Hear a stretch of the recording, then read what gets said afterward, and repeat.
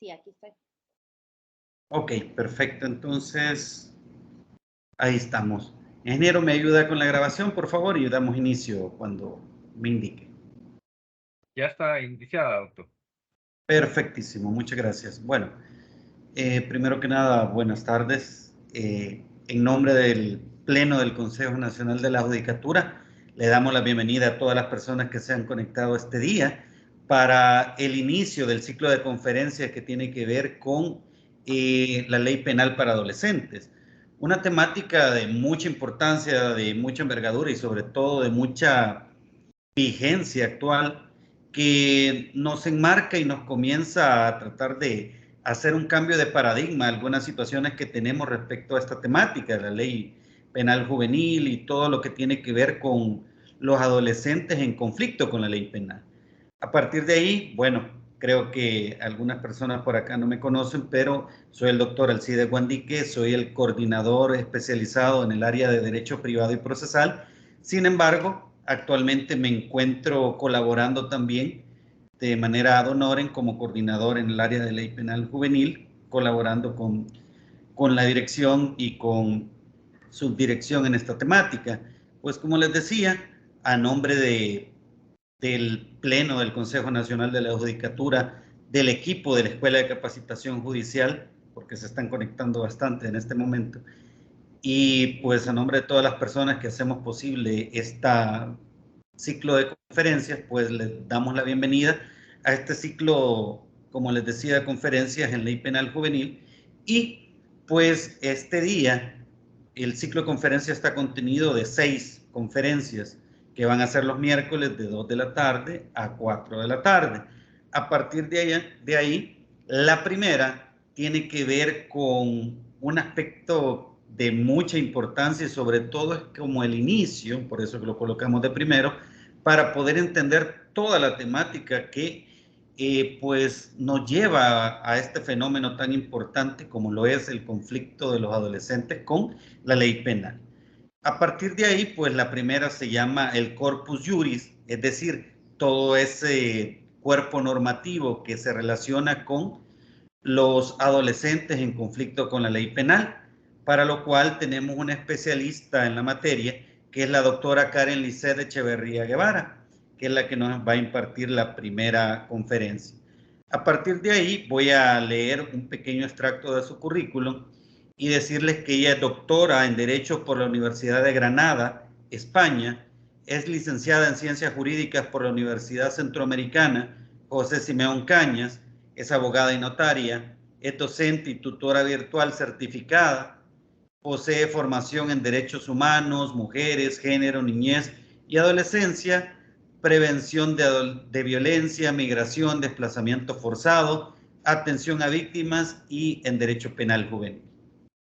Tiene 10 años de experiencia trabajando con instituciones vinculadas al Sistema Nacional de Protección Integral de la Niñez y Adolescencia y tiene o cuenta con experiencia como profesora universitaria a nivel de pregrado y posgrado, así como asesora de trabajos de investigación a nivel de maestría y doctorado. Además, con estancias de investigación como becaria de la Fundación Carolina de España y de la Agencia Española de Cooperación Internacional para el Desarrollo en el Departamento de Derecho Civil de la Universidad de Granada, España. Bueno, como vemos, una persona que tiene las credenciales para hablar de la temática y pues que nos va a contribuir un poco a hablar tanto de un aspecto teórico, práctico y jurisprudencial con respecto a la ley penal juvenil y sobre todo para entender todo ese corpus juris o ese cuerpo de derecho de manera integradora y de manera holística para el tratamiento de los adolescentes en conflicto con la ley penal que es de suma importancia. A partir de ahí, doctora, le cedo la palabra y pues nada más comentarle antes de que comience su exposición que y a los participantes también que pueden hacer sus preguntas, dudas, comentarios a través del chat. Yo las voy a estar leyendo, las voy a sistematizar porque a veces se repiten o algunas veces tienen relación con otra temática que lo vamos a ver más adelante. Entonces, lo vamos a hacer de esa manera. Si gusta a las 3:20, Por ahí podemos ir finalizando con la exposición para proceder a las preguntas y respuestas que en esta temática surgen mucho y sobre todo por los cambios que han existido en los últimos tiempos. Bueno, sin más, doctora, le cedo la palabra. Bueno, gracias por la invitación a poder compartir sobre el Corpus Juris especializado en materia de personas adolescentes con responsabilidad penal. El abordaje de la temática la voy a realizar, pues, entiendo que se está viendo la presentación, ¿verdad? A partir de qué es el Corpus Juris. Gracias.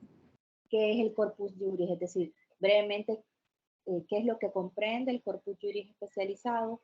Luego, brevemente también, por cuestión de tiempo, no puedo entrar a profundizar sobre toda la parte del Corpus Juris, pero iré dando algunas líneas sobre la normativa internacional. Luego,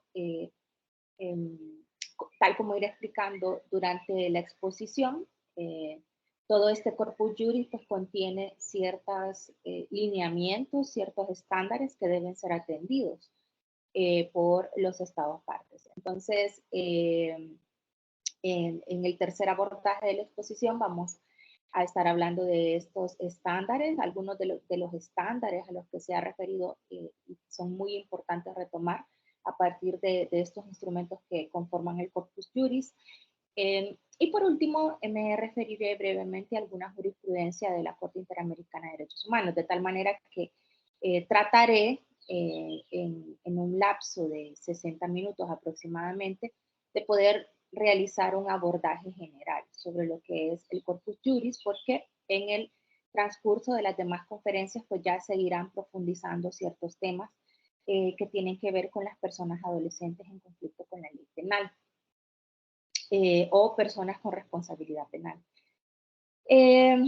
Bueno, solo quiero decir que a mí me gusta interactuar con las personas, así que yo voy a tratar de ir cambiando la pantalla para estar pendiente si se realiza alguna intervención, alguna pregunta, pues yo aquí voy a estar. Y voy a tratar de que no sea muy pesada la exposición. Bueno, el Corpus Juris. Corpus Juris es un cuerpo jurídico. Y podemos tener un Corpus Juris o un cuerpo jurídico en diferentes áreas del derecho. Hay un Corpus Juris en materia civil, otro Corpus en materia de familia, pero hay un Corpus Juris específico que la Corte Interamericana de Derechos Humanos ha venido desarrollando y dándole contenido a través de su misma jurisprudencia. En ese sentido, tenemos diversos corpus juris especializados en materia de derechos humanos y que forman parte del derecho internacional de los derechos humanos. Por ejemplo, en materia de niñez y adolescencia, tenemos un corpus juris especializado para niñas, niños y adolescentes, del cual hay una derivación a niñas, niños y adolescentes que han vivenciado amenazas o vulneraciones a sus derechos, es decir, que están en calidad en una calidad de protección reforzada por parte del Estado por haber sido amenazados y violentados en sus derechos. Y luego tenemos la otra derivación del Corpus Juris especializado en materia de niñez que va dirigido a personas adolescentes con responsabilidad penal. Y es a esta última derivación a la que me voy a referir en esta exposición. Entonces, el Corpus Juris o cuerpo jurídico del derecho internacional de los derechos humanos al que le ha venido dando contenido la Corte y la Comisión Interamericana de Derechos Humanos es este conjunto de instrumentos internacionales que tienen un contenido y efectos jurídicos. Pero cuando yo digo, o cuando la Corte más bien y la Comisión dicen que es un conjunto de instrumentos, no se están refiriendo solo a convenciones, no solo se están refiriendo a reglas o a declaraciones, sino que también se están refiriendo a otro tipo de instrumentos internacionales que tienen efectos jurídicos distintos. Y aquí es donde vamos a encontrar dentro del corpus juris lo que se denomina el derecho duro o hard law. Me van a disculpar el inglés, ¿verdad? Pero no soy muy buena con esto. El hard law, que es como el derecho duro, esto significa aquella normativa internacional que a la que genera una obligación por parte del Estado que la suscribe y la ratifica. Y luego hay otra parte del corpus juris especializado que está conformado por declaraciones, observaciones, recomendaciones u otro tipo de instrumentos que no tienen la vis, es decir, no tienen una vinculación fuerte, no genera una obligación como la que genera, en este caso, el derecho duro. Y a este tipo de instrumentos, como las declaraciones, se les denomina el soft law o el derecho blando.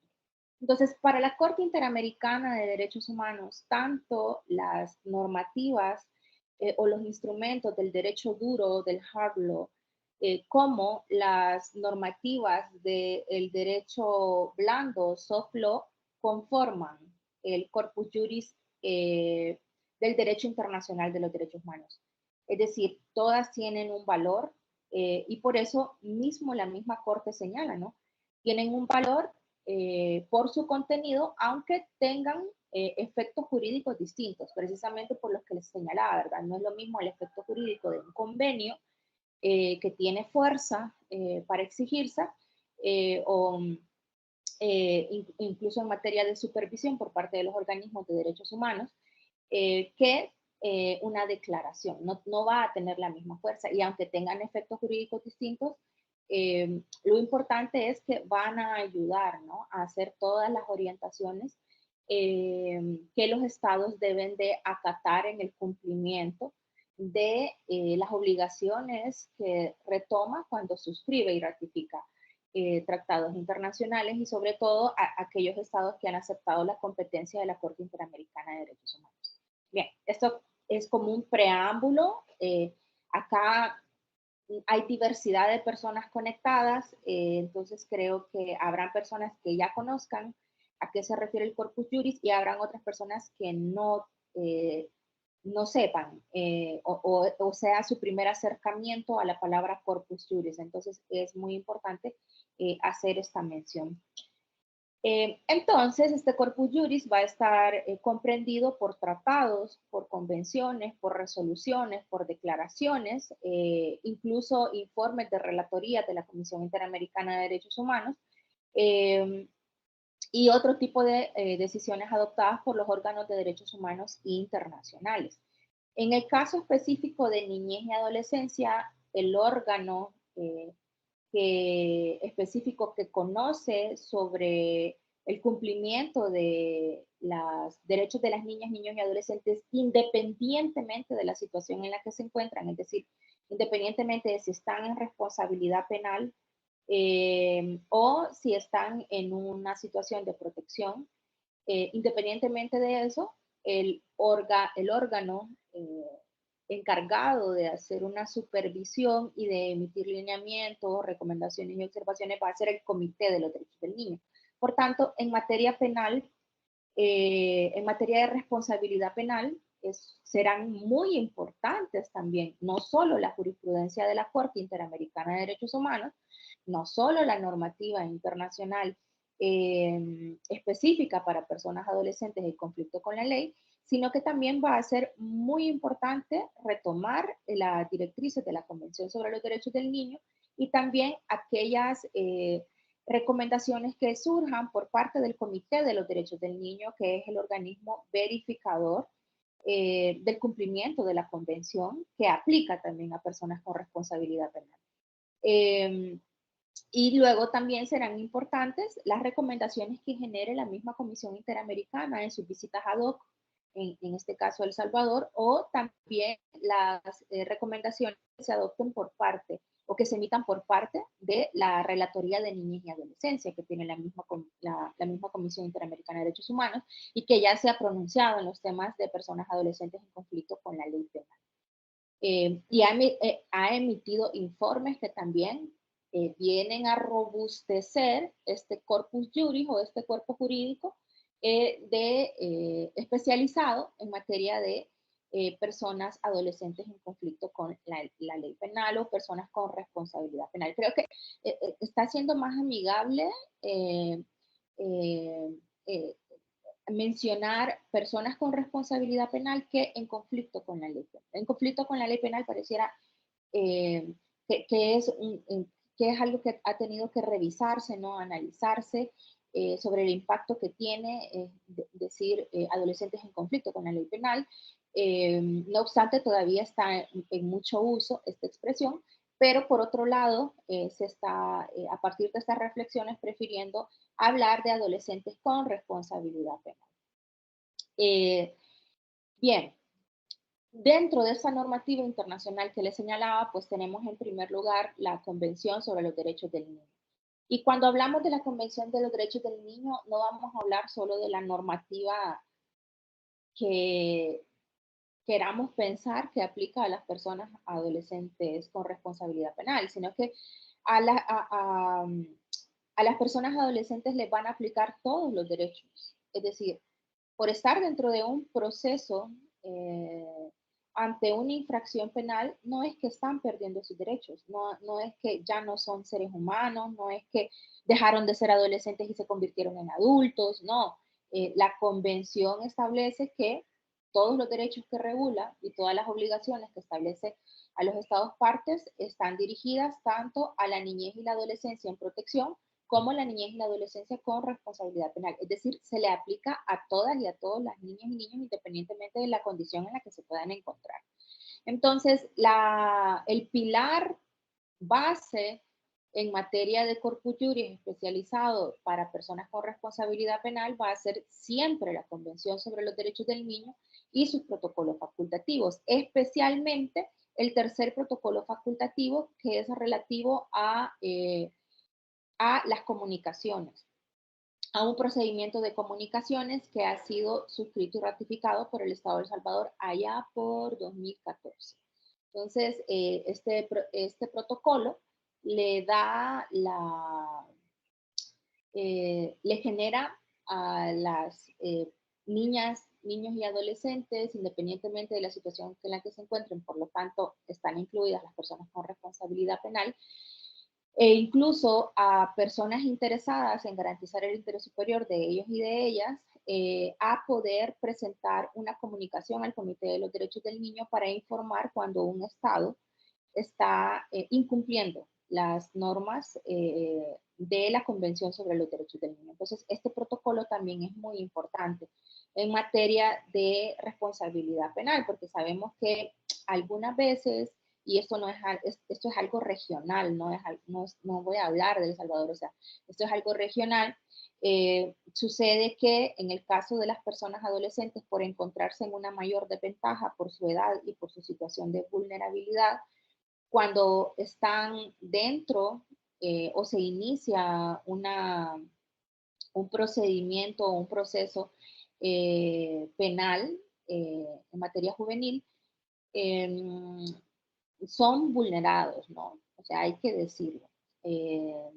Se encuentran en una situación de mayor desventaja. Y bueno, han existido pues abusos de autoridad, ¿no? Pensemos también en adolescentes, por ejemplo, que son detenidos solo eh, por su apariencia, por su forma de vestir, o por su forma de hablar, o por su peinado, o por su mochila.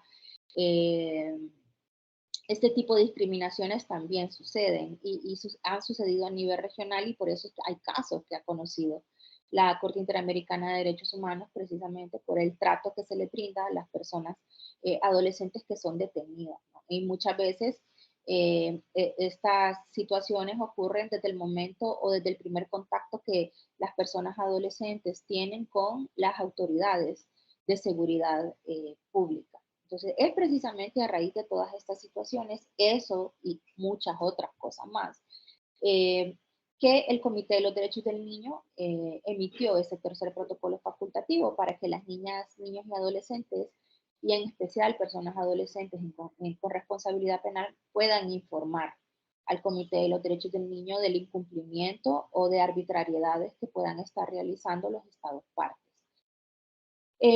Luego, hay otras reglas que también son importantes, como las reglas mínimas de las Naciones Unidas para Administración de Justicia, o reglas de Beijing, las reglas mínimas también sobre las medidas no privativas de libertad o reglas de Tokio, las reglas para la protección de personas privadas de la libertad, que son las reglas de La Habana, o las directrices de Naciones Unidas para la prevención de la delincuencia juvenil, como las directrices de la READ, que están también en su conjunto en consonancia con las mismas recomendaciones y observaciones que pudiera haber generado o que ha generado, mejor dicho, el Comité de los Derechos del Niño y que también ha generado la Comisión Interamericana de Derechos Humanos, como por ejemplo los dos informes específicos como Justicia Juvenil en las Américas, que es uno, y el otro es Violencia en Niñas y Crimen Organizado, que el primero que he mencionado es muy específico en materia de penal juvenil y el segundo aborda más una cuestión sistémica, ¿no? Del tratamiento de la violencia y del crimen organizado y cómo ¿cómo podría decir? Cómo las personas adolescentes de ser víctimas pueden pasar a estar involucradas en infracciones penales.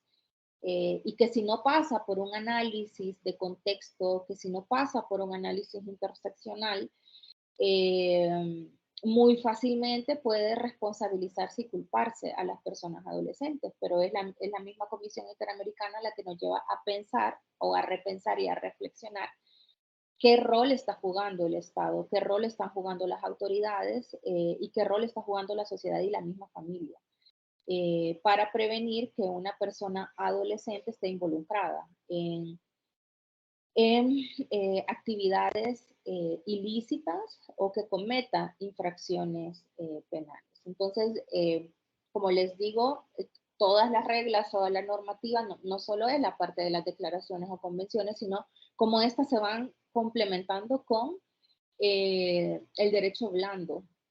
Y todas están en la misma línea. Es decir, en materia de derechos humanos hablamos de una interpretación extensiva, no restrictiva. Es decir, cuando se va a realizar un abordaje o un análisis de un caso de una persona con responsabilidad penal, este análisis que se haga debe ser a partir de un enfoque de derechos humanos extensivo, no restrictivo. Y bajo la mirada extensiva, entonces nos manda a no solo ver una convención o una regla de Tokio, nos manda a revisar toda la parte del corpus juris especializado para identificar cuáles son esas buenas prácticas o recomendaciones que nos hace los organismos de derechos humanos en el tratamiento de las personas con responsabilidad penal.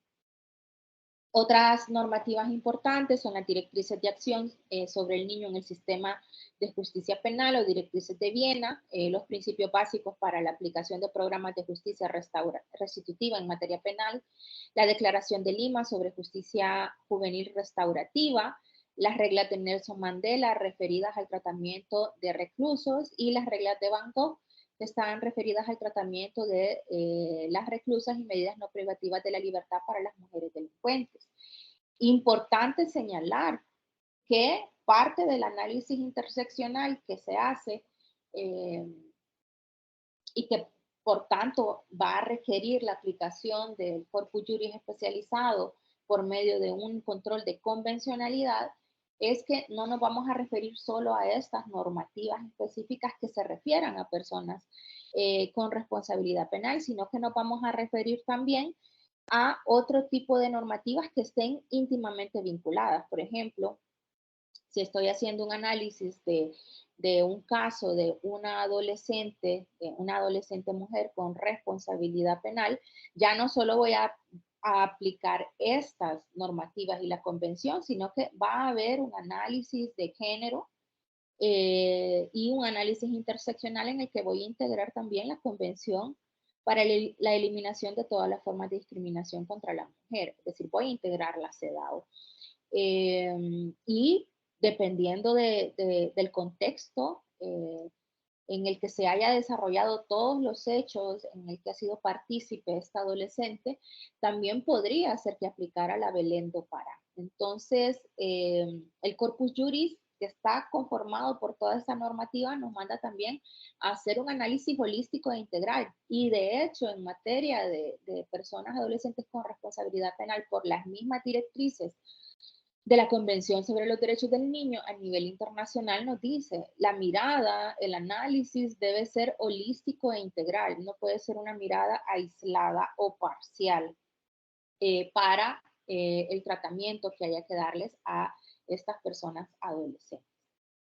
Bueno, me he dado a entender hasta acá. Estoy viendo el chat ahorita. Si algo ha estado como muy confuso, pueden decírmelo. En este momento lo pueden escribir. Si alguien tiene alguna duda, si el audio está bien, pueden decir, aquí estoy viendo.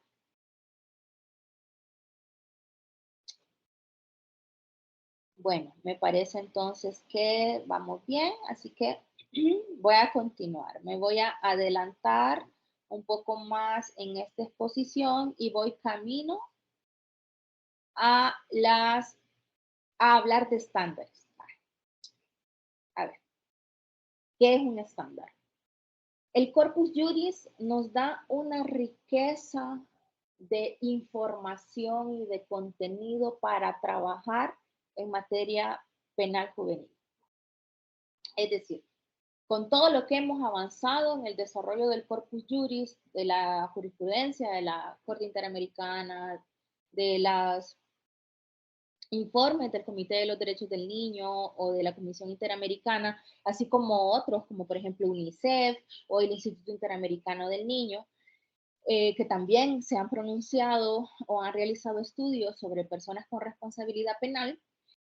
Con toda esta información vamos a encontrar estándares. ¿Y estos estándares qué son? Bueno, un estándar es un lineamiento, es decir, es un mínimo que los estados deben de cumplir en el tratamiento a las personas con responsabilidad penal. Es decir, los estándares me fijan reglas mínimas para poder realizar los abordajes y atenciones a las personas adolescentes.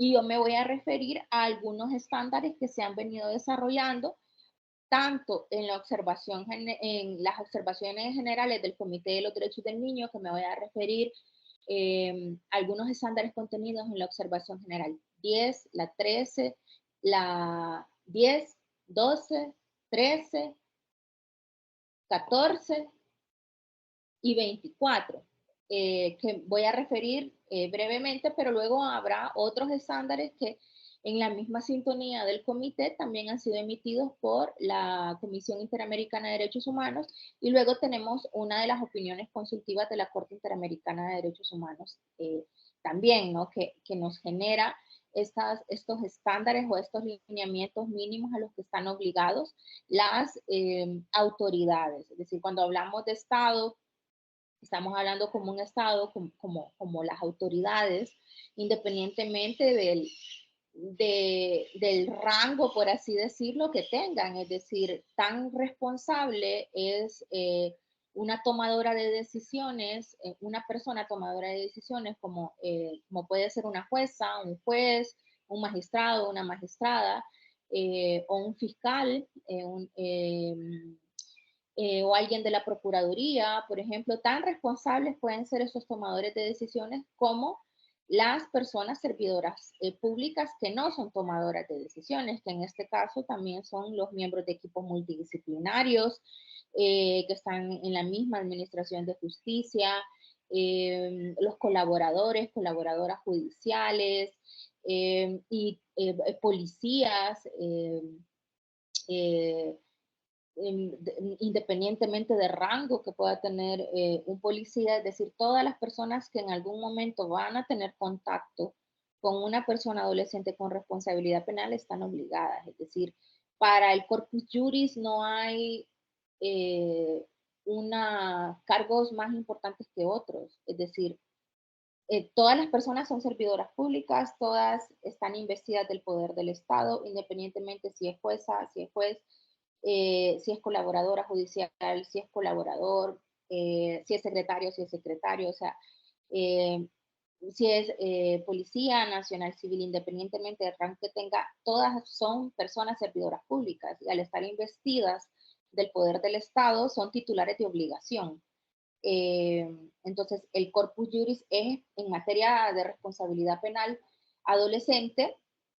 Es muy importante que todas las personas que trabajan o que van a tener contacto, tienen contacto con personas adolescentes, pues conozcan, comprendan, apliquen estos estándares derivados del corpus juris especializado. Por eso es de que el ciclo de conferencias comienza con esa temática en específico, porque esta es la base para otros temas que son desarrollados en materia penal juvenil y que no necesariamente van a tener que ver con temas específicamente de derecho penal o de derecho penitenciario, sino que toda esta funcionalidad procesal que hay en materia penal juvenil va a la luz siempre del corpus juris especializado. Es decir, por muy derecho procesal, por muy derecho penal, por muy derecho penitenciario que sea, debe de estar impregnado del enfoque de derechos humanos derivado del corpus juris especializado en materia de responsabilidad penal juvenil y debe estar impregnado por el enfoque especializado de niñez y adolescencia, pero no solo por estos enfoques, debe estar muy impregnado también del análisis interseccional, del enfoque de género, el enfoque inclusivo, debe estar impregnado de un análisis de contexto, de un enfoque sistémico, es decir, hay una serie de estándares a los que están obligados las personas administradoras de justicia o que están dentro del sistema de justicia independientemente del cargo que estén ejerciendo de la función que desarrollen, porque precisamente porque al estar investidos del poder del Estado, como les digo, tienen una obligación reforzada, es decir, el reproche, la exigencia que hay para las personas que son servidoras públicas es aún mayor frente a una persona ciudadana que no está investida del poder del Estado. Precisamente porque al estar investidos del poder del Estado pueden suceder algunas arbitrariedades y discriminaciones que tienen una mayor intensidad y afectación en las personas adolescentes que, por así decirlo, una discriminación que pueda suceder entre particulares. Entonces, ¿qué nos señala, por ejemplo, la opinión consultiva 17 de la Corte Interamericana de Derechos Humanos? Una de las cuestiones bases en materia de responsabilidad penal y que jamás debe de olvidarse es que hay una mirada a partir de interés superior. Es decir, todas las medidas concernientes a la niñez y la adolescencia, tribunales, autoridades administrativas, órganos legislativos, deben de tomar en cuenta este interés superior.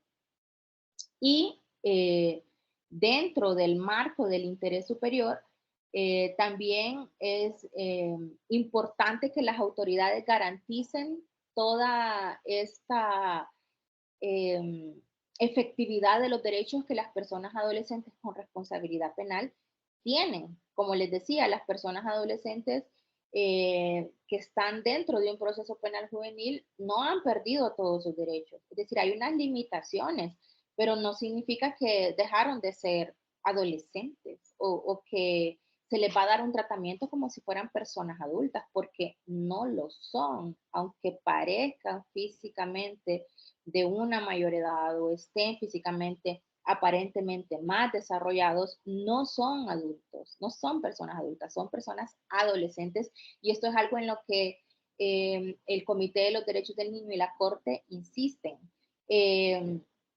También, ¿por qué es que insisten sobre esto la Corte y la Comisión? Porque si hay una realización efectiva de los derechos de las personas con responsabilidad penal. Esto va también a permitir que las atenciones o que los abordajes o los tratamientos que se realicen con ellas y en ellos permitan un amplio desenvolvimiento de sus potencialidades, porque el proceso penal juvenil no debe de aspirar a limitar, a restringir las potencialidades y el desarrollo evolutivo de facultades de las personas adolescentes. La idea es de que el sistema penal juvenil trabaje, reoriente, guíe, o sea, todo este abordaje, este tratamiento que se hace desde el sistema penal juvenil, la finalidad no es tener al adolescente privado de la libertad y después que vea qué hace, si alcanzó la mayoría de edad. No, la responsabilidad que tienen los estados dentro de sus sistemas de justicia es que todos los tratamientos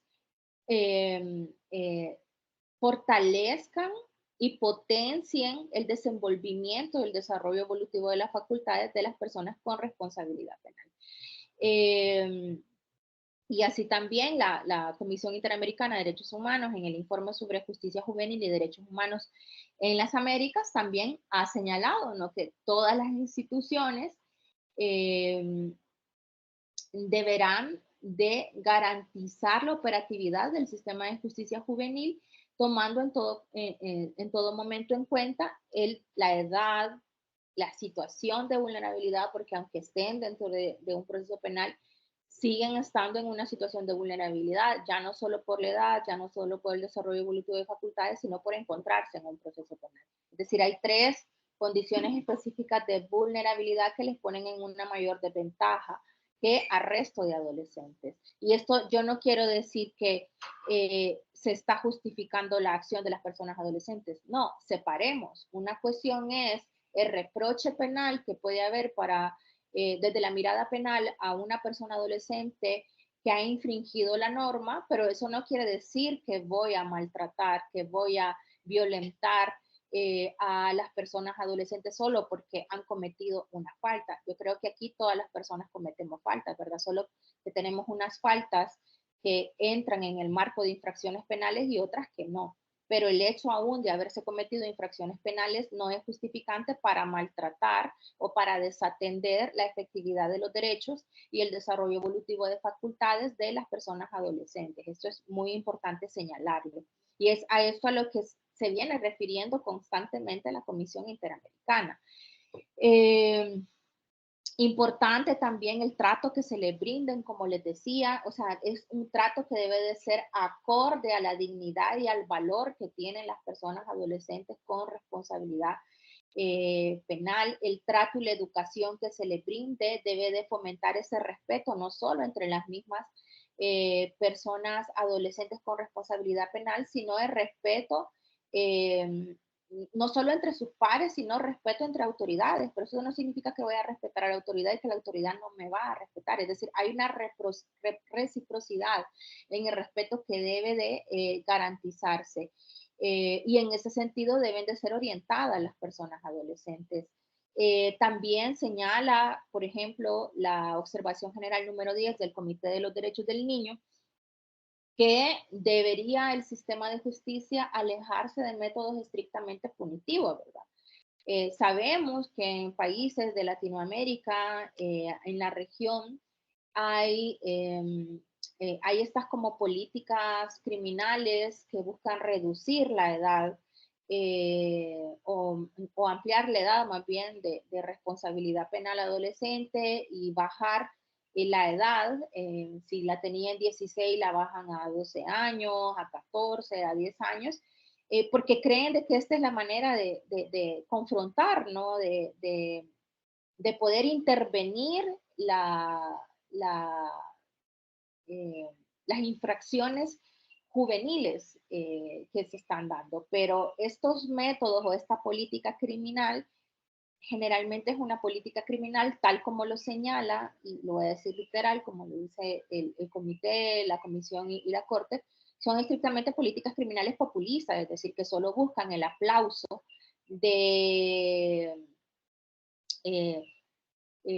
solo buscan el aplauso, por así decirlo, de la población para fines diversos, ¿verdad?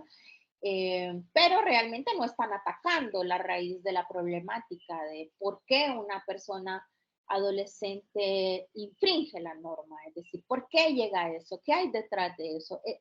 Estas políticas criminales populares o estrictamente punitivas no tienen una mirada de prevención y de intervención de raíz en la situación que siempre es un problema social. Entonces, claro, estas políticas criminales estrictas y punitivas, pues no van a surtir efectos. Y al final, aunque pareciera que inicialmente surten efectos, como no se está atacando la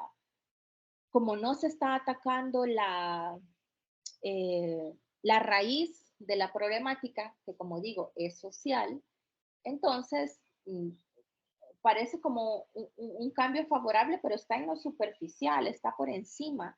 Y ese cambio superficial puede estar íntimamente ligado con discriminación y arbitrariedades por parte originadas por parte de esta misma política criminal represiva y estrictamente punitiva. Y luego vemos cómo con el pasar de los años, cuando ya se ha logrado calmar a esta Vox Populi que exigía, ¿no?, que hay que meter presos a las personas adolescentes y tal, como no se atacó el problema, como no se intervino el problema, como no se erradicó el problema, entonces vuelve a surgir, ¿no? Y estamos como en un ciclo, en un círculo, ¿no?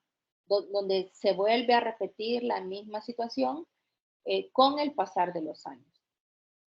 Preguntan cómo debe abordarse el interés superior frente al régimen de excepción. Bueno, hay pautas específicas que señala la misma, que van derivadas del mismo corpus juris especializado. Y acá es, en primer lugar, si hay una persona adolescente a la que se ha infringido, que se ha identificado como sospechoso de haber infringido una norma, pues lo primero es su presunción de inocencia, ¿no? El tratamiento con dignidad, con respeto, con el valor que tiene esta persona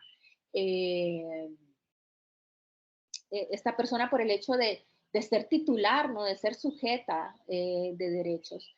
Y en ese sentido se le da este abordaje, este tratamiento por parte de las autoridades, pero no se busca obligarle a que confiese algo que ni siquiera hay una claridad de si lo ha realizado o no este hecho. Es decir, por eso hablamos en derecho penal sobre la presunción de inocencia, que además es una garantía procesal y es una garantía también constitucional, ¿no? Eso es lo primero que debe de advertirse. Luego, no generar penas de castigos corporales para las personas adolescentes de quienes se tiene una sospecha de responsabilidad penal porque se haya infringido una norma.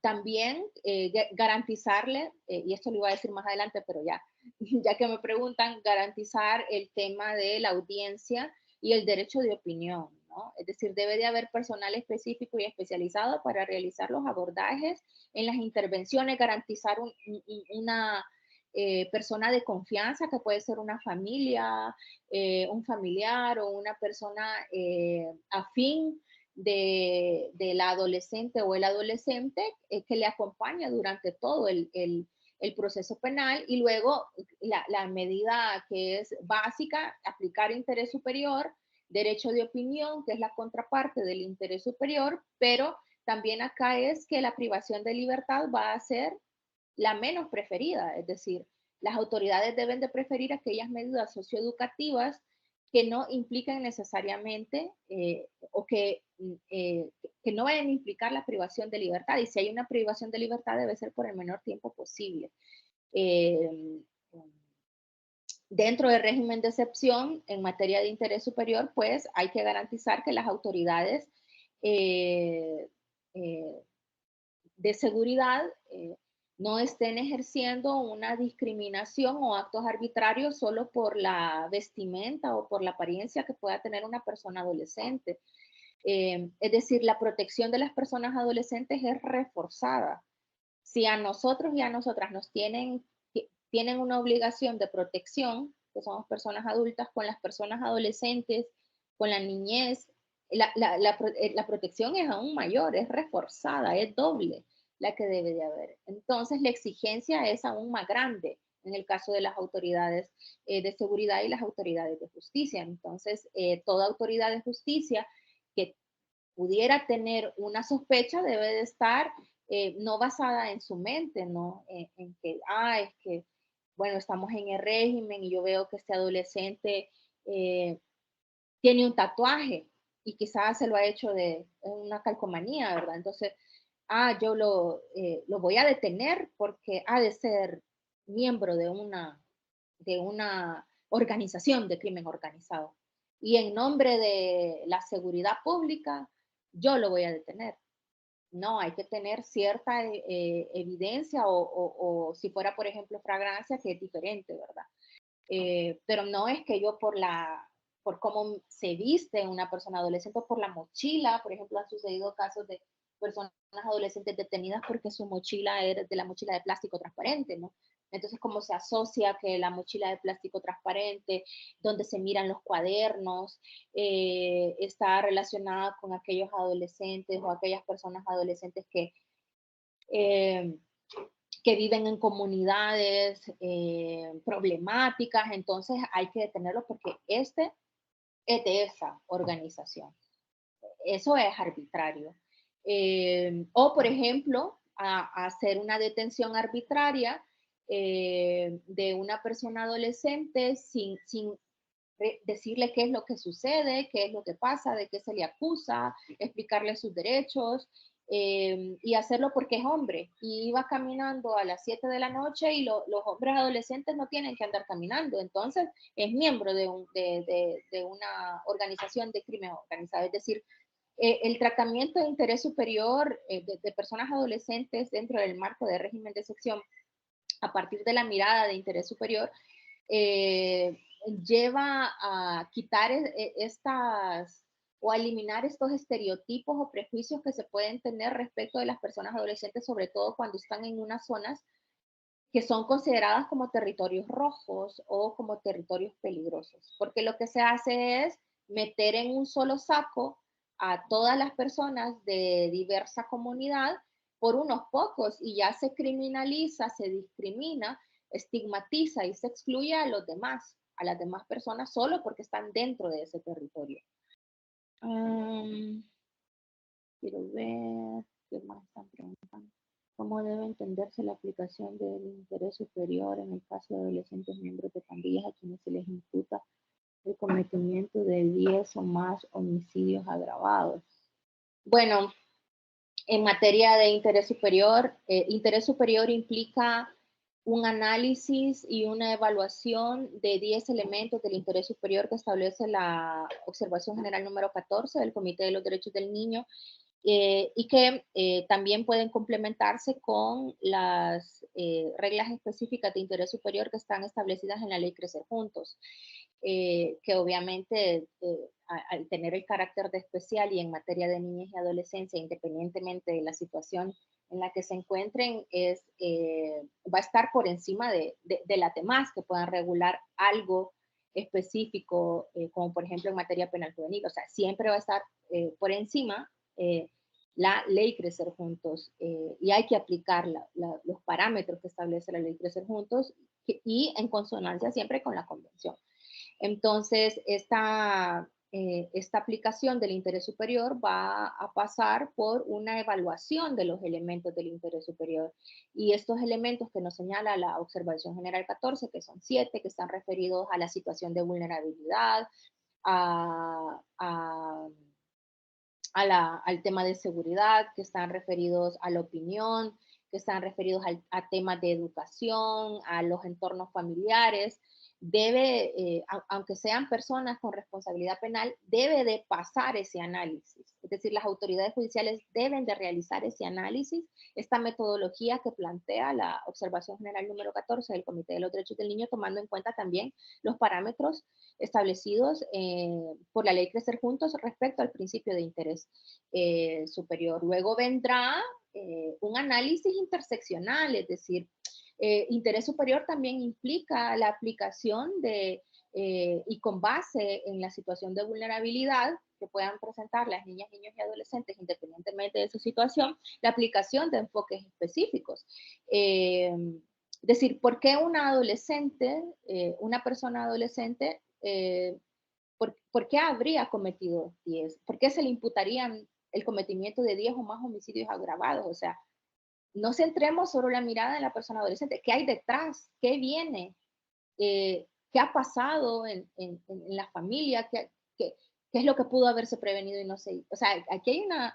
el análisis de contexto nos lleva, y el análisis interseccional no solo nos lleva a la parte de fijarme en lo que hizo la persona adolescente o a lo que se le está imputando. Se está hablando también de hacer un análisis de contexto de otras condiciones de vulnerabilidad que pueden llevar a una persona adolescente a estar involucrada en 10 o más homicidios agravados, que ha sucedido también en la práctica. Y de esta manera también, con ese análisis de interés superior que se haga, ese análisis interseccional, ese análisis de contexto, poder determinar cuáles van a ser esas medidas de intervención que se van a hacer en este caso. Porque lo que no se puede esperar es que sea privado de libertad, que haya una sanción penal solo privativa de libertad por 10, 15 años y que luego el sistema no haya trabajado.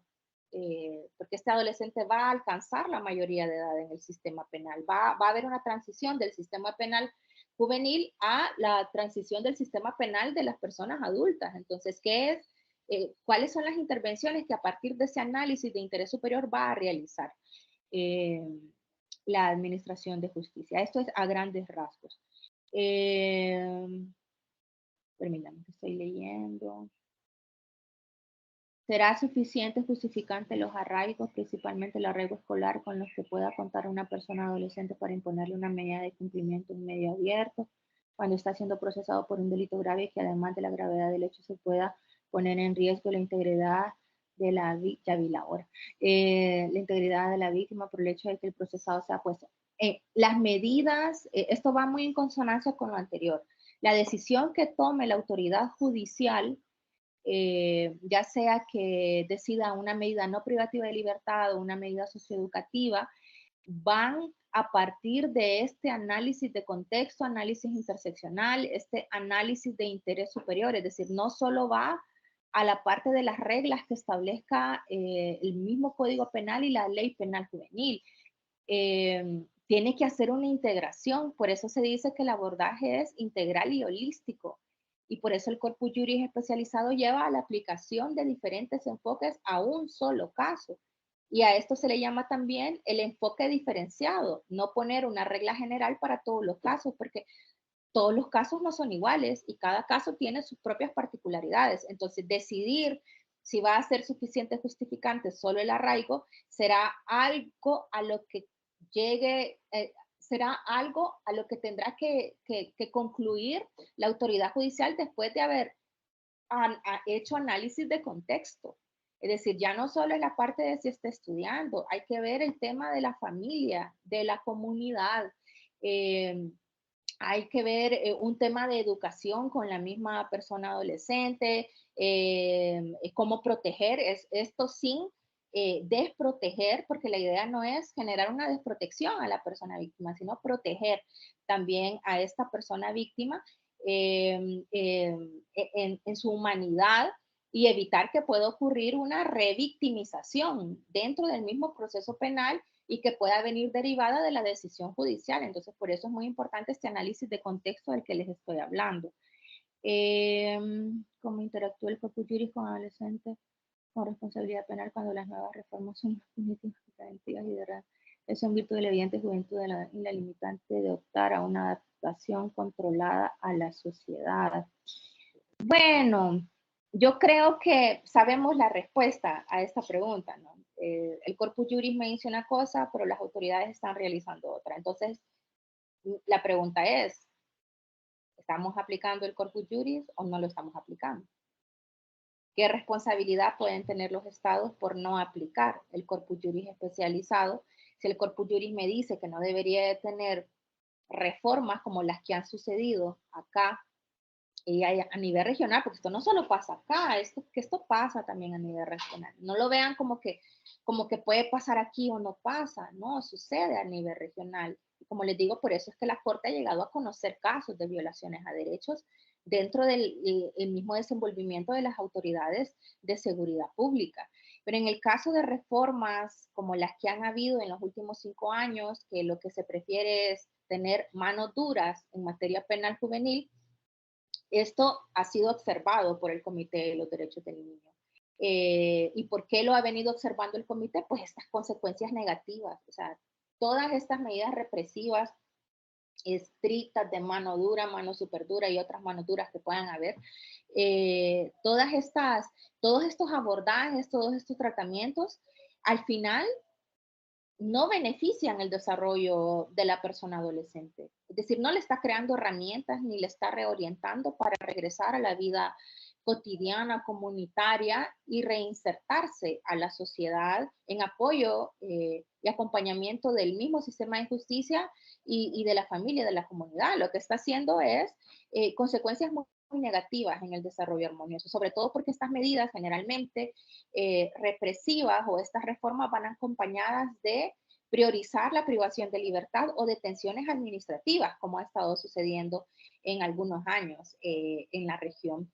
Y obviamente también esto representa o dificulta la reintegración en la sociedad de las personas adolescentes. Entonces, por eso es que la comisión señala, interés superior es el parámetro que va a venir a conciliar dos realidades en materia penal juvenil. La primera, el reconocimiento de la persona adolescente en su capacidad racional y su autonomía, dejando de ser un mero objeto de derecho. Y objeto de derecho también implica abandonar ciertos lenguajes o prácticas que se tienen con las personas adolescentes, como por ejemplo llamarles menores. Esto es muy propio del modelo tutelar o de la situación irregular que debería de estar eliminadísimo ya, me atrevo a decir, del sistema de justicia y del tratamiento que se genera a las personas adolescentes. Litigantes, abogados o abogadas defensoras deberían de dejar de decir ya menores. Es que esto no cabe en materia de responsabilidad penal adolescente bajo los parámetros de la misma doctrina de protección integral y de la Convención sobre los Derechos del Niño. Entonces, hay que dejar de verlos como si fueran meros objetos de tutela o cosas y reconocer de que tienen autonomía y un desarrollo evolutivo de facultades y que tienen capacidad racional en desarrollo, como lo ha señalado también la observación general 24, en desarrollo. Esto quiere decir que no es que ya se desarrollaron a los 17 años y ya pueden pensar como una persona adulta. No, están en desarrollo de su capacidad racional. Y luego, otro de los aspectos que hay que considerar en el mismo sistema juvenil es la situación de vulnerabilidad a la que me he estado refiriendo constantemente en esta exposición. Las personas adolescentes se encuentran en una situación de mayor desventaja por su edad, por su situación de vulnerabilidad y por estar privadas de libertad o estar dentro de un proceso penal que genera estigmatización, crítica, aislamiento por parte de la misma comunidad, familia o sociedad. Y en específico puede suceder aún más en el caso de las mujeres, porque la mirada que hay de una adolescente que está dentro del sistema penal juvenil no es la misma mirada que hay respecto de un adolescente, porque si es adolescente hombre, entonces se cree que, bueno, que es más probable que cometa ilícitos porque los hombres son más rebeldes, son más malcriados y todos estos motes y estereotipos y prejuicios que se pueden generar para los adolescentes, mientras que para las mujeres no, ¿verdad? Como es esta mirada patriarcal, de esta virginidad y ¿cómo podría decir? Es que las adolescentes, pues, es que no deberían, porque son buenas, ¿verdad? Deberían de ser buenas. Entonces, ya que están dentro del sistema penal juvenil, la discriminación es todavía peor en el caso de las mujeres. La mirada que hay desde la sociedad para una mujer que está enfrentando un proceso penal juvenil tiene como está dotada como de mayores estereotipos frente a los estereotipos a los que está que enfrenta un adolescente.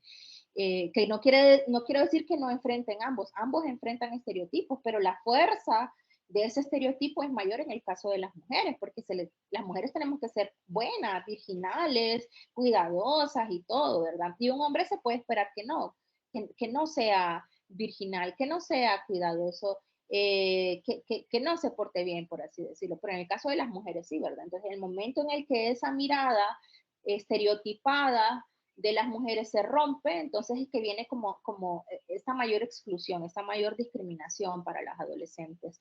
Y si son adolescentes con orientación sexual,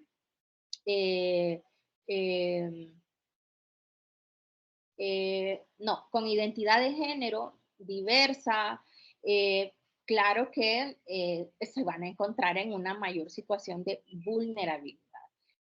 Que es a lo que nos está señalando también la observación general 13. A nivel universal se consideran en situación de vulnerabilidad a toda la niñez y la adolescencia hasta los 18 años porque no han concluido su crecimiento y desarrollo neurológico, psicológico, social y físico, es decir, están en desarrollo, no solo físico, sino mental y neuronal. Las niñas y adolescentes pueden encontrarse en situaciones de vulnerabilidad potencial.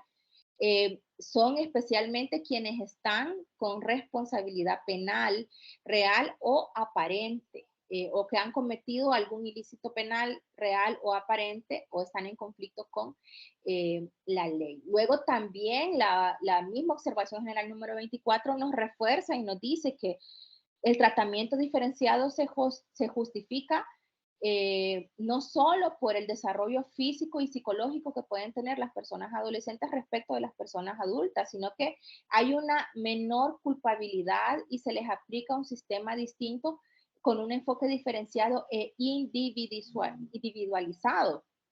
Y lo otro también es que él señala la misma observación general 24 que se ha demostrado que el contacto con el sistema de justicia perjudica a las personas adolescentes, pues limita su posibilidad de convertirse en personas adultas responsables.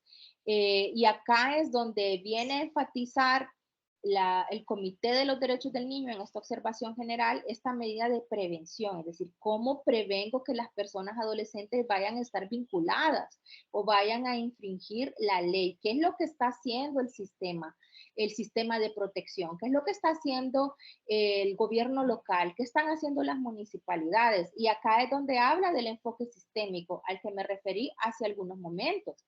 Debe de haber una aplicación de enfoque sistémico, no solo en el tratamiento de la persona con responsabilidad penal, es decir, una vez que ya hay una infracción penal, sino que previo a eso, es decir, un enfoque sistémico de prevención para evitar el acceso al sistema de justicia penal mediante la despenalización de delitos leves, como por ejemplo, no sucede acá, la ausencia de la escuela, la huida, la mendicidad o el allanamiento de morada u otras formas o delitos que hayan sido establecidos, pero que tienen como fondo la pobreza, la falta de vivienda o la misma violencia familiar. También importante, otro estándar, no hay que obligar a las personas adolescentes, presionarlas para declarar o para confesar hechos, intimidarles también. O sea, si va a haber un reconocimiento o una declaración, debe ser voluntaria y a través de un consentimiento informado, que ese es otro de los aspectos que también hay que trabajar bastante en el caso del sistema de justicia. Vuelve la observación general 24 y nos va a robustecer más con el tema del desarrollo evolutivo de las personas adolescentes y nos señala las pruebas documentadas en campos de desarrollo infantil y neurociencia indican que la madurez y la capacidad de pensamiento abstracto todavía están evolucionando en personas adolescentes de 12 a 13 años, debido a que la parte frontal de su corteza cerebral aún se está desarrollando. Por tanto, es poco probable que comprendan las consecuencias de sus acciones o que entiendan los procedimientos penales. Y también señala que la misma adolescencia, esta misma etapa, está caracterizada por un rápido desarrollo del cerebro lo que afecta asunción de riesgos, a cierto tipo de tomas de decisiones y la capacidad de controlar impulsos. ¿Qué es lo que se piensa de una persona adolescente? Bueno, recordémonos cuando éramos adolescentes. Bueno, habrán en nuestras juventudes, en nuestras adolescencias, habremos diferentes tipos de modos en que vivimos la adolescencia, pero la adolescencia generalmente está caracterizada por ese impulso, ¿no? Por esa curiosidad, por eso querer pertenecer a algo, querer ser algo, querer ser aceptado, y no hay mayor comprensión de los riesgos que pueda traer una acción que yo realice como adolescente.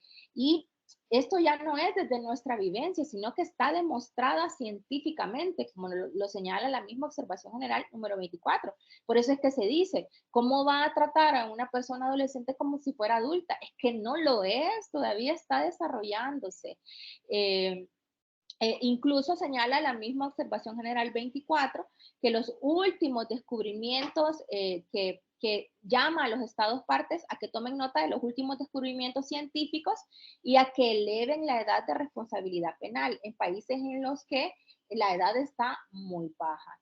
Y también señala que hay evidencia de las pruebas obtenidas en ámbitos del desarrollo y neurociencia que indican que los cerebros de los jóvenes continúan madurando incluso más allá de la adolescencia, lo que afecta a cierto tipo de decisiones. Y vuelve otra vez el comité y ahora habla en el caso de las personas adolescentes con dificultades del desarrollo o con discapacidad del desarrollo neurológico, y aquí habla trastornos del espectro autista, trastornos del espectro alcohólico, fetal o lesiones cerebrales adquiridas que no deberían de estar enfrentando el sistema penal juvenil, aunque hayan alcanzado la edad mínima de responsabilidad penal. Cuando hablamos de personas adolescentes que van a, por así decirlo, son condenadas o privadas de libertad desde los 16 para delitos que tienen cárcel por 10 años, el mismo comité señala que los sistemas de justicia deberían ampliar la protección a las personas adolescentes que iniciados los procesos penales juveniles no habían cumplido los 18 años, pero que alcanzaron la mayoría de edad durante el juicio o el proceso de imposición de la pena. Es decir, no debería de egresar inmediatamente del sistema penal juvenil y ser trasladado inmediatamente al sistema penal de adultos, sino que debería de ampliarse esta protección. Y luego también, como les decía, importante el tema de valorar, valorar sí, pero la obligación de garantizar la escucha, la opinión de las personas adolescentes con responsabilidad penal es diferente a la intervención que hacen en las audiencias. Es decir, derecho de opinión y escucha es algo que debe de ser garantizado cuantas veces sea necesario dentro del mismo proceso penal juvenil y por todas las autoridades que vayan a hacer o que tengan contacto directo con las personas adolescentes, como las autoridades de justicia, la fiscalía, la Policía Nacional Civil. Principios rectores sobre el uso de la privación de libertad, que la misma observación general 24 señala. La detención, reclusión o el encarcelamiento de una persona adolescente se llevará a cabo de conformidad con la ley y solo será medida de último recurso, y cuando se ocupe será por el periodo más breve. Ninguna niña, niño, adolescente será privado de su libertad ilegal o arbitrariamente, y supone que no se va a preferir la prevención preventiva, sino otras medidas no privativas de la libertad. Esencial que todas las personas profesionales involucradas dentro del sistema penal juvenil estén formadas, reciban una formación multidisciplinaria. Ojo que aquí no está diciendo reciba una formación en derecho, no reciba solamente una formación especializada de la convención o de la ley Crecer Juntos o de la ley penal juvenil, dice multidisciplinaria. multidisciplinaria adecuada sobre el contenido y significado de las mismas obligaciones que establece la Convención. Esta capacitación debe ser sistemática y permanente y no debe limitarse a informar, ojo, no debe limitarse a informar sobre disposiciones legales nacionales e internacionales. O sea, está bien que les digan las disposiciones, pero no puede estar limitado a eso. Acá es donde viene la importancia de todo el corpus juris especializado y de esta información basada en evidencia, por ejemplo, estos estudios de neurociencia, estudios en psicología, estudios sociales específicos que están íntimamente vinculados con la responsabilidad penal juvenil. ¿Qué es lo que el Comité de los Derechos del Niño le ha observado al Estado de El Salvador? Bueno, en materia de administración de justicia juvenil, el comité está preocupado por la disminución de fondos asignados a medidas no privativas de libertad y recomienda al Estado parte que adopte medidas necesarias para establecer un sistema especializado de justicia penal juvenil de conformidad con la ley, que abarque medidas no privativas de la libertad como recurso a medios extrajudiciales, mediación o la terapia. Vele porque la reclusión sea utilizada como medida de último recurso y por el periodo más breve posible y que sea revisable, que haya un seguimiento de esa decisión o de esa medida. Que revise disposiciones especiales para el control y seguimiento de la población retornada salvadoreña calificada como miembros de maras, pandillas o agrupaciones ilícitas, a fin de que haya una distinción entre niñas, niños y adolescentes y personas adultas. Vele porque ninguna ley nacional contenga disposiciones que den lugar a un nivel de protección inferior a las personas con responsabilidad penal. Llamó a que se revisara los artículos 52, 53 y 54 de la Ley Penal Juvenil que permiten a la Fiscalía de la República, General de la República, detener a las niñas, niños y adolescentes con una orden administrativa con miras a garantizar la obligatoriedad de que medie una decisión judicial para detener a cualquier.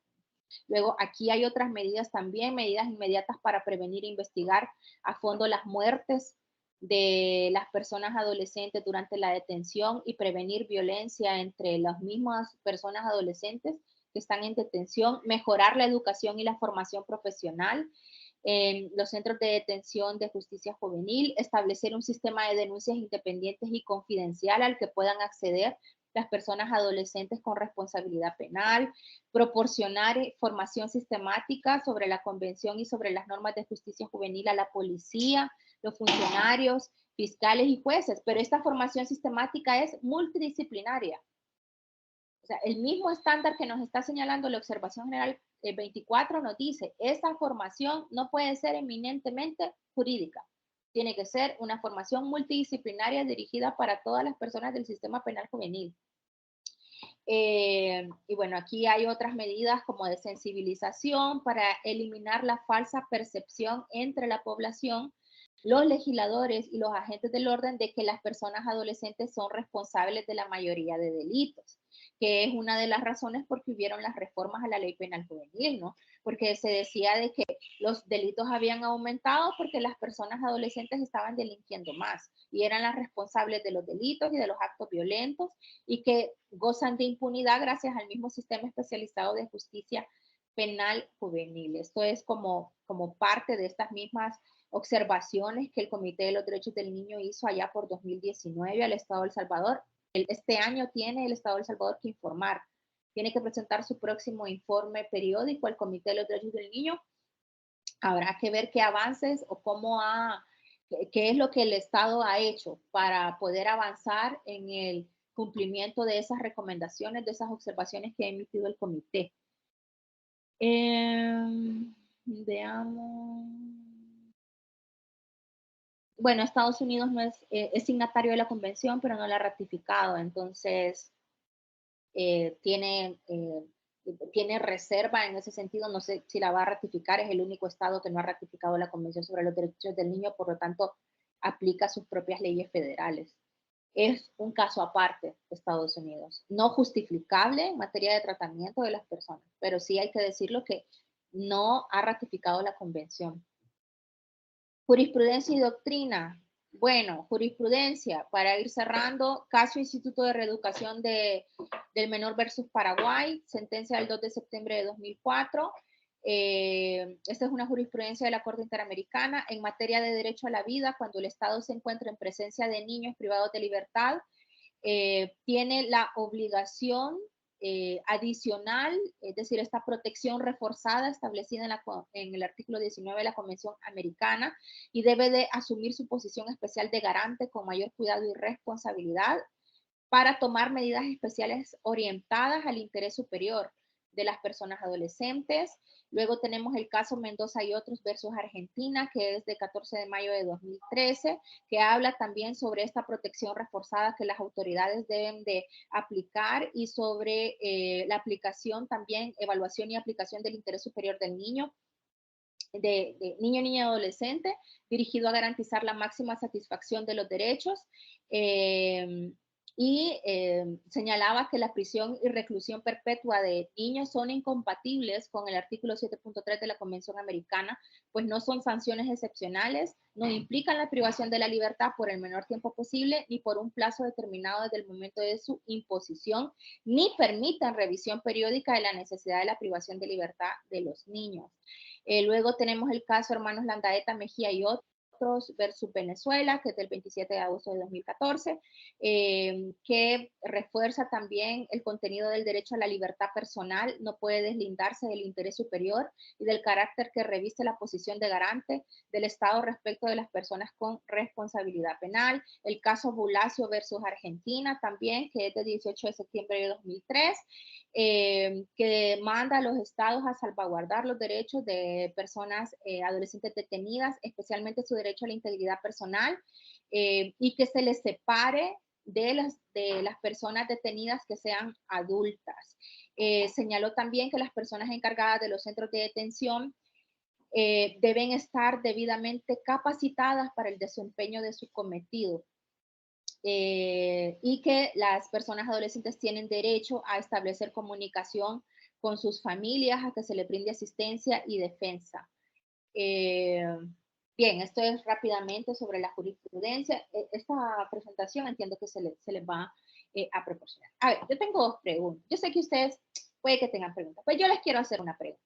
A ver, con todo esto que hemos estado conversando, escuchando, ¿qué buenas prácticas identifican en la aplicación del Corpus Juris especializado en materia de adolescentes con responsabilidad penal? Ustedes me van a contestar a mí. ¿Qué buenas prácticas han identificado en la aplicación? Porque no podemos decir que no hay aplicación de estándares, pero podemos identificar estas buenas prácticas. Pueden ir escribiendo ahí en el chat, porque veo que todos los micrófonos están deshabilitados. Entonces me pueden ir escribiendo en el chat si han identificado buenas prácticas en la aplicación del Corpus Juris especializado, al menos en estos estándares que hemos visto esta tarde.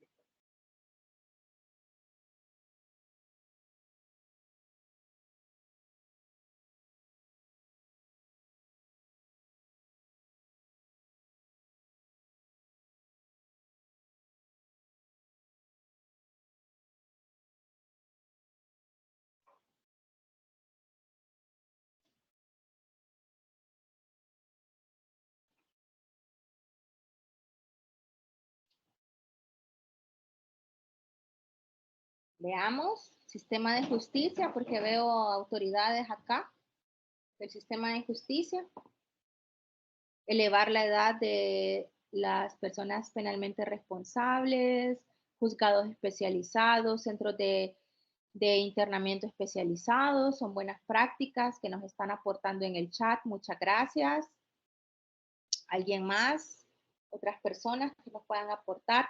Aplicación de salidas alternas como la conciliación y la remisión en los casos que proceden. Muy bien. Muy bien, muy bien. Compartamos. Habemos, quiero ver, como 105, 107 personas conectadas. Compartamos estas buenas prácticas. Desde el momento que se explican los derechos que les asisten a las personas adolescentes, es decir, desde el sistema de justicia, se les explican los derechos. Muy bien, otras buenas prácticas. Separar a las personas mayores de edad en los centros de internamiento. Muy bien. A partir de la CDN se creó la LEPINA, ahora Ley Crecer Juntos, los juzgados especializados, y en la ley penal juvenil, si no se sabe la edad, se presumen que son adolescentes.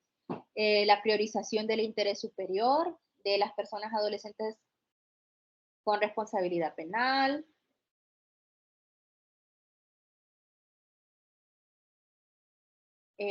Introducción de la justicia restaurativa.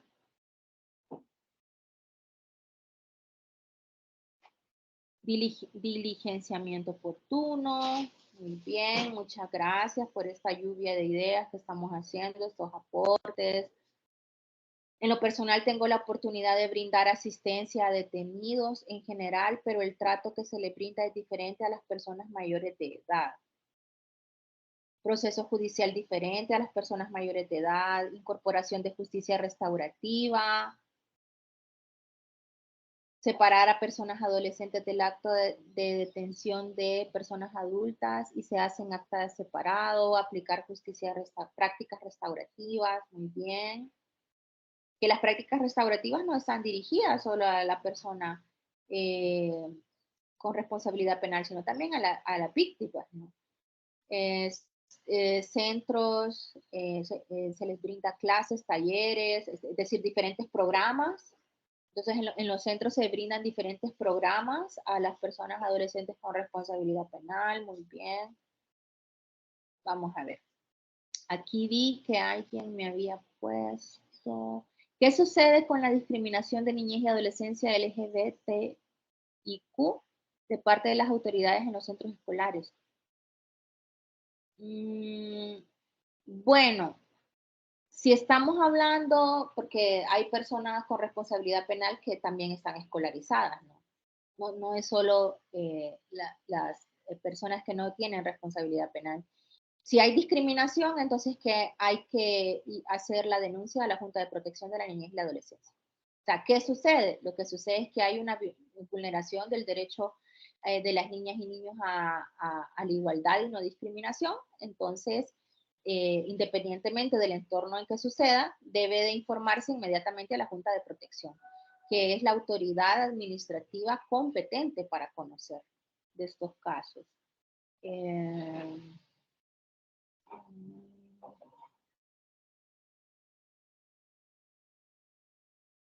No había visto, creo que se me fue. Revisión de medidas impuestas cada 6 meses, especialización en materia juvenil del funcionariado que trabaja en PGR, Fiscalía, Juzgados. Es que no me gusta decir ese nombre porque realmente no corresponde a, pero ni modo, todavía no le han cambiado el nombre a los juzgados. Espero que muy pronto realicen esas reformas. Pero hay especialización del funcionariado judicial, diferentes medidas cautelares para personas adolescentes por el hecho que la privación de libertad es la última ratio. Muy bien, muchas gracias. Creo que se me fue, no sé si alguien tenía una pregunta. Le estoy buscando.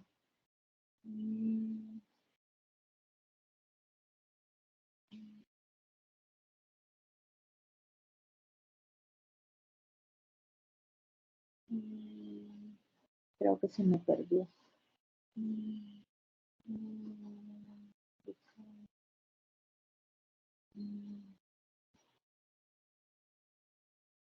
De acuerdo, debe cambiarse el nombre, sí. Esa es una de las próximas reformas que deberían de hacerse. Bueno, tendría que haberse realizado desde hace mucho tiempo. Y mi otra pregunta.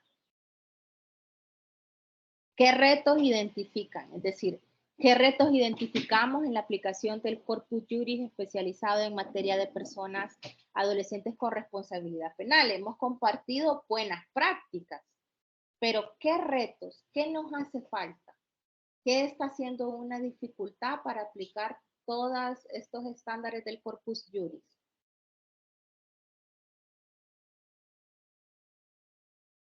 De repente voy a comenzar yo aportando. Un reto es una política, eliminar estas políticas criminales que son represivas y que no atacan o que no intervienen de raíz el problema social por el cual una persona adolescente está involucrada en ilícitos penales.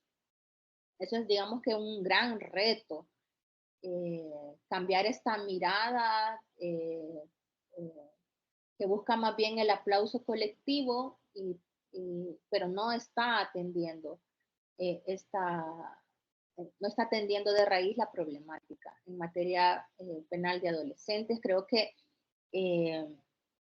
también están ocurriendo otras cuestiones específicas ahora, no sé si vienen derivadas de lo mismo del COVID, de las personas, perdón, de la misma pandemia, ¿no? Pero esta ansiedad y este poco manejo del estrés en las niñas, niños y adolescentes, que genera también que se realicen actos de violencia entre pares y que en su momento también pueden constituir un ilícito penal y que se está dando en niñas y niños de diferentes edades, está sucediendo, que no son imputables penalmente, pero también están sucediendo en personas adolescentes.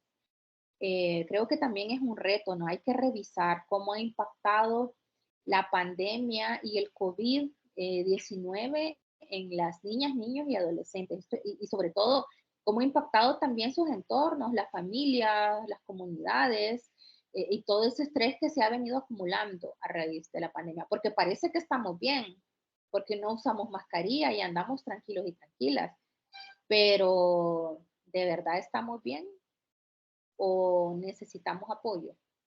Si lo necesitamos como personas adultas, imagínense en el caso de las personas adolescentes y de las niñas y niños que se les ha tenido con un estrés increíble dentro de sus hogares, recibiendo clases, una diversidad de situaciones que han ocurrido al interior de las familias durante todo ese tiempo.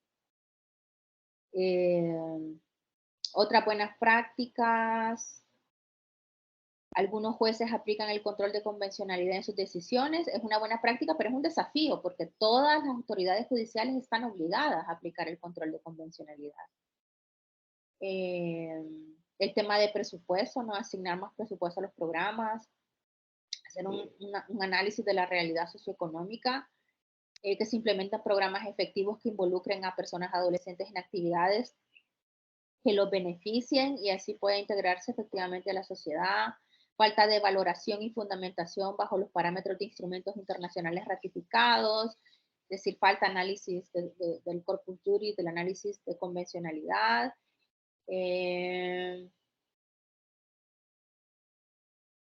Programas efectivos a personas jóvenes en libertad a efectos de que se puedan involucrar en actividades, que no se puedan involucrar en actividades delictivas. Eso es ya trabajar la parte de entornos protectores en las comunidades, hacer tejido social también en las comunidades, viene como una parte de solución, ¿no?